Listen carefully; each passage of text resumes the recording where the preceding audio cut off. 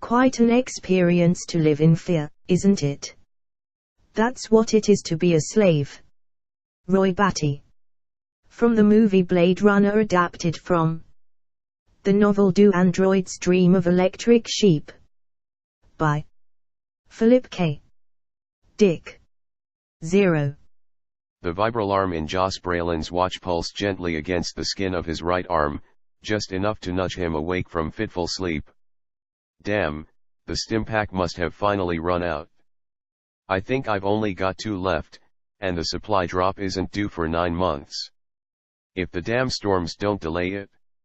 Almost nothing could be seen through the darkness of the bedroom. At times, the view from the enormous window beyond the foot of the bed showed a serene, unobstructed view of the edge of the perpetual sunrise. The house was precisely situated near the rim of Amity Canyon to present that exact view. At the moment it wasn't available. Joss had drawn the opaque protective screens over the window at the start of the storm cycle, almost 9 months ago, securing them against the often fierce gales that were commonplace. It was now just past the height of the cycle. Joss reached over and touched the screen of his wristband, temporarily hushing it. As he lay in the empty gloom, he futilely tried to resist the thoughts that kept trying to infiltrate his mind, but sleep elusively slipped away. Though his mind was still stuffed with lethargy, the meaningless activities of the coming day fought for attention and won with short, quick thrusts. I hope I didn't misjudge the fuel in the lift. I don't think I did. I better get a couple of cylinders from work just to be safe. They're bigger, but I should be able to adapt the connectors. He knew the ride to work wasn't short. If he ran out of hydrogen, it would be hours before the collectors grabbed enough to get back up.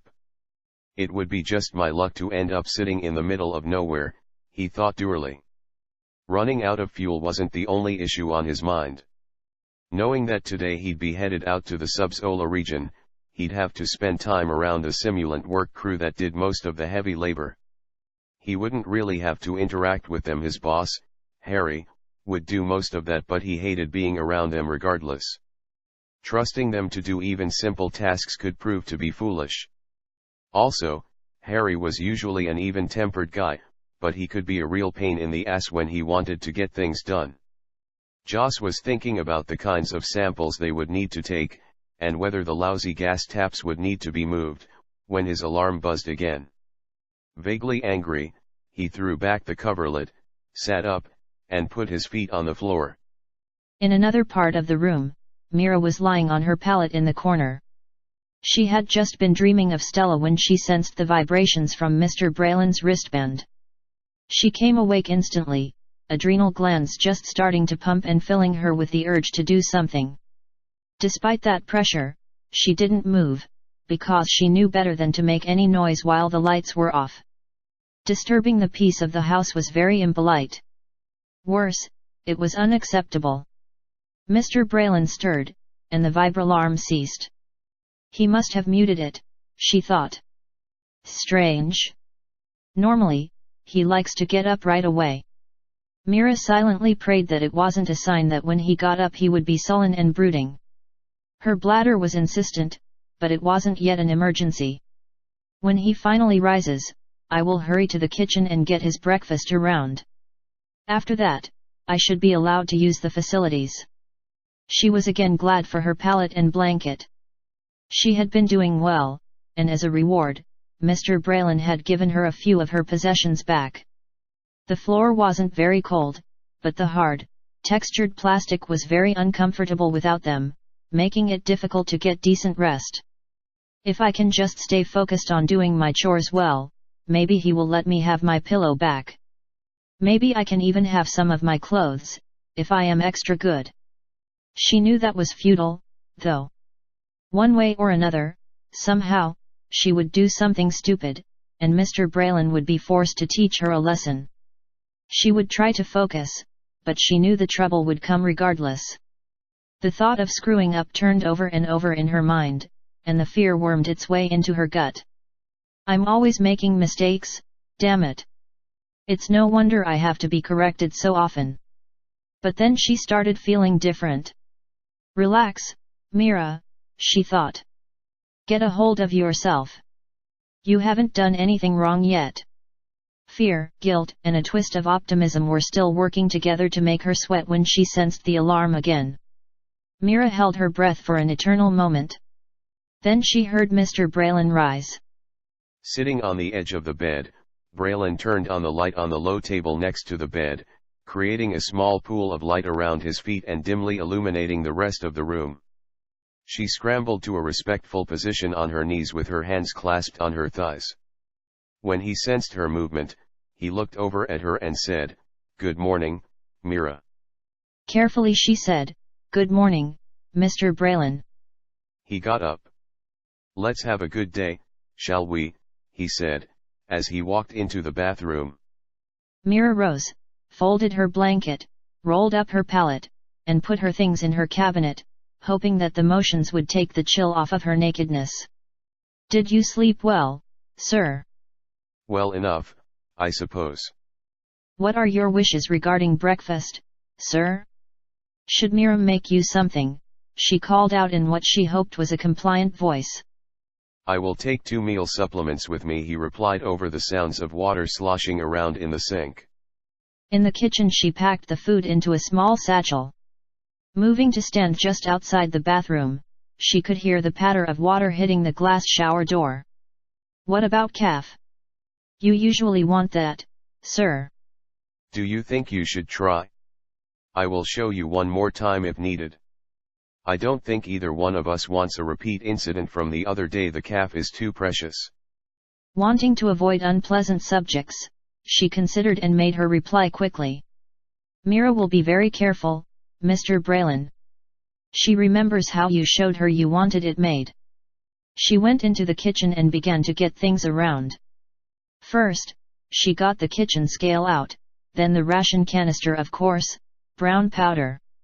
Being very careful, she measured out precisely 9.60 grams of the stuff with a tiny spoon. She started to put the container away, but then she began to doubt herself. Had she gotten the weight right? What about the tiny amount of residue that would never make it into the cup? She realized her error, and reopened the canister. But how much would be left in the basket? She wondered. She waffled back and forth for a minute, but she finally ended up settling on 9.62 grams. She hoped it would be right. As the water ran down over him, Braylon's thoughts drifted back to his beloved wife, obliterating the trivial ideas of what the day would hold. A wave of loneliness washed over him. In a gesture of abject weariness, he rested the back of his head on the white, plastic wall, and the tepid water washed over him. Without realizing it, he slowly rapped his fists against the wall behind him. "I miss you, my beloved Larissa. Without you I merely exist here." Feeling tired and fed up with the daily drudgery, Braylon briefly considered returning to bed as he toweled off. The hell with the damn gas taps, Harry, and everything else. Instead, he completed his ablutions and slowly got dressed in work fatigues. Life goes on. Ignoring the growing urge to pee, Mira put the reclaimed water into the kettle and set it over the fire on the gas stove. Knowing not to waste the gas, she set the fire to a medium flame. He came into the kitchen and sat down at the only chair present. Mira was still fussing with the kettle, but she could sense his mood right away. She fidgeted as she waited, the stone texture of the floor irritating the bare soles of her feet. The only sensations in the room were tension and the hiss of escaping gas. Braylon began to tap his finger on the top of the kitchen table using deliberate, measured strokes. It produced a deafening punctuation in the small space, and managed to ratchet the tension a few notches higher. The message was clear to Mira: "Don't make me wait." Nervously, she set an empty mug in front of him. It was better than doing nothing. Finally, the water began to boil. She turned off the gas and took the kettle to the table. Carefully, she poured the water into the mug against the inside, making sure not to splash any. After setting the kettle back on the stove, she waited with hands folded in front of her, covering some of her nakedness. Braylon stopped tapping and gave her a scathing look as he picked up the cup. With eyes closed, he inhaled its aroma. Then he sucked in a tiny sip and weighed the flavor. Mira held her breath. This is acceptable, Mira. Thank you, sir, she said in a rush of air. She allowed herself to experience a small thrill at having done well. After a pause she said, since Mira did well, may she use the bathroom, Mr. Braylon? I believe I said acceptable, not well, Mira, he said, oblivious to her need. I have changed my mind about breakfast. You may use the toilet after you have heated one of the supplements for me. One only, I will take the other with me when I leave. After a brief moment of panic, Mira goaded herself mentally and kicked her actions into gear. She extracted one of the meal packets from the satchel, got a plate from the cupboard, opened the packet and emptied its thick, starchy contents onto the plate.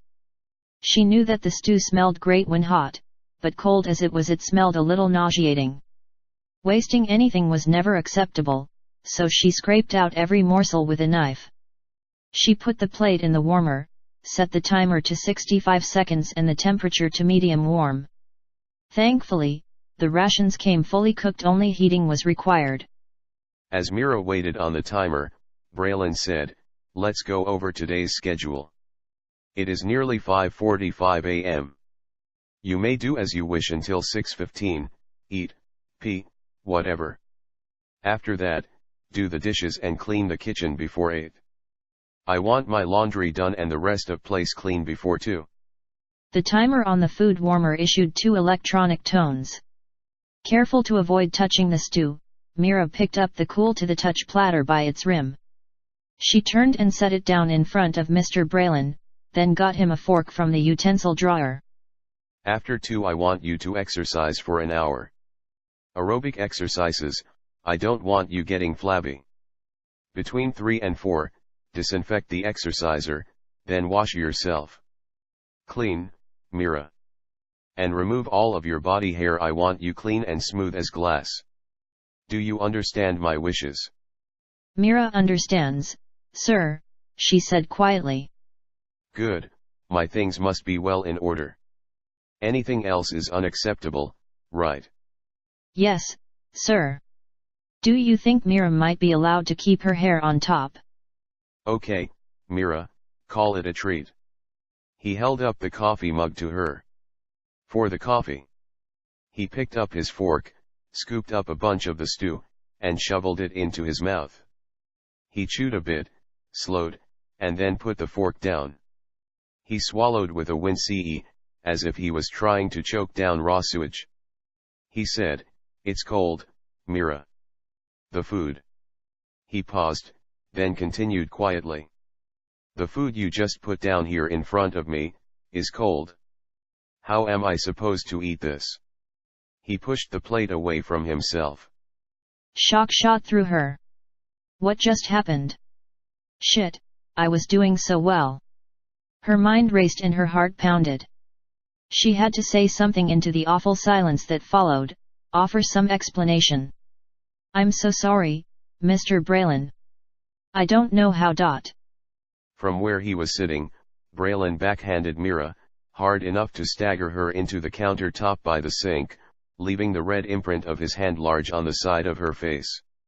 The legs of the chair barked along the floor as he stood. 2 quick steps, and he was looming over her.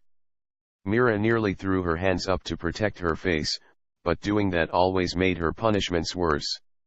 No, Mira. His face was close to hers as he leaned in. She could smell the stew mixed with the antiseptic wash he had used earlier. Words like that are for people. You're not people, are you, Mira? He said terribly. No, sir. She said, as the tears streamed down her face and dripped down onto the tops of her bare breasts. He took her by the chin and turned her face up to his, their noses inches apart, but she kept her eyes averted and down. Direct eye contact could provoke a savage beating. Look me in the eyes and tell me, Mira. She couldn't move except to tremble in his too near presence. The blows would rain down on her any moment now. Look at me. She flinched at the outburst, and dreadfully she complied. The level of his voice diminished to a menacing whisper. Now I want to hear you say it. Anxiety had a tight grip on her chest, but she timidly obeyed. Looking at him, she said, "I'm not a person, sir." That's right, Mira, you're not a person. Why won't you listen? You've had to learn this lesson a few times, haven't you? She started to respond, but he laid his index finger over her mouth. Shhh. There's nothing more to say. He let her feel the fear and his breath for a half-minute. The silence was broken only by her near-silent crying. But then unexpectedly he stood up and smiled. Gently patting her cheek, he said, "I'm feeling generous, Mira. Let's forget this happened. After all, your birthday is next week. I'll have to come up with something special for it." Terrified, Mira began to sob.